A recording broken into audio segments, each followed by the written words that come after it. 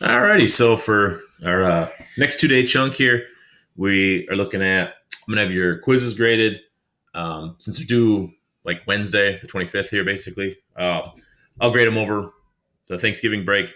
So look Monday to make sure. You should definitely have had got your score by then.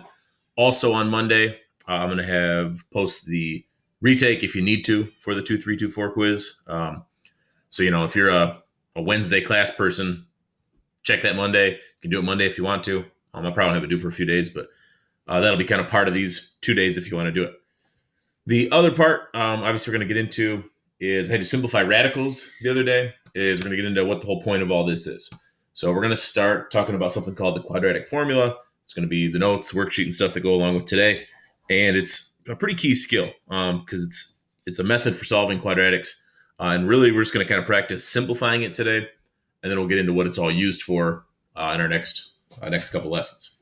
So the idea here, this is just going to be a part of this formula. So I want to talk about how does this simplify out. So this kind of relates to what we just did most recently with what we're going to be doing today.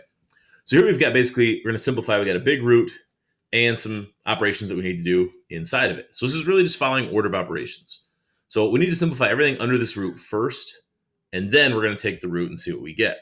So under this root, we've got 5 squared minus 3 times 3 times 1. So the way this works is we need to do our power first, because that's order of operations. You do parentheses, exponents, multiply, divide, and subtract. So power first. So we're going to leave this big root. 5 squared, 5 times 5 is going to be 25. And then here we can go ahead and do all this multiplication here. So this is 3 times 3, which is 9, times 1, which is still 9. So you really just have 25 minus 9, which now we can go ahead and do that subtraction. We know 25 minus 9 is going to be 16. And now that we've simplified everything under the root, we can go ahead and say what this is going to equal. Now, the thing to keep in mind, this is two solutions. So this is plus and minus 4, because 4 times 4 is 16, but also negative 4 times negative 4 is 16 as well. And that's it. So let's just kind of follow along here and make sure we do the same thing with the next ones. So again, working under our root, negative 5 times negative 5 is actually also still just positive 25. Anything squared is going to become positive. So now we have negative 5 times a negative 1. So it's going to become a plus 5 times 3 is going to become plus 15. Okay.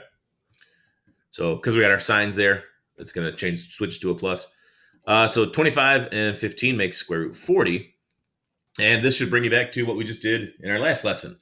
40 is not a perfect square like 16 was. So 40, what we do here is we break this down. So we want to keep our answers exact. Everything we're going to do today, we're going to look at exact answers. We'll talk about decimals eventually, but right now we're keeping everything exact. So we look at this and we say, what's a perfect square that can go into 40? 4 is a perfect square, so we can do 4 times 10. So rewrite it as 4, root 4 times root 10. And then go ahead and square root the part that is a perfect square. So this is really just going to be 2 square root 10. And just like our other problems, and every root problem technically is a plus or minus answer. We'll get into a lot more of that going forward. Okay, so that's how we want to write it in exact simplified form.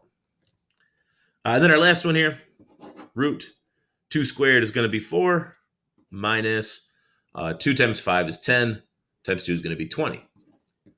Ooh, okay, so 4 minus 20 is going to leave us with a negative 16.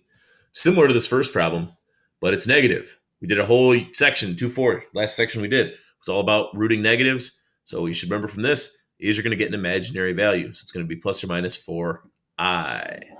Very similar to this. But again, anytime you're rooting a negative value, you're going to get an imaginary answer. All right, so that should be all useful stuff you're going to see. I'm going to get into simplifying this formula today.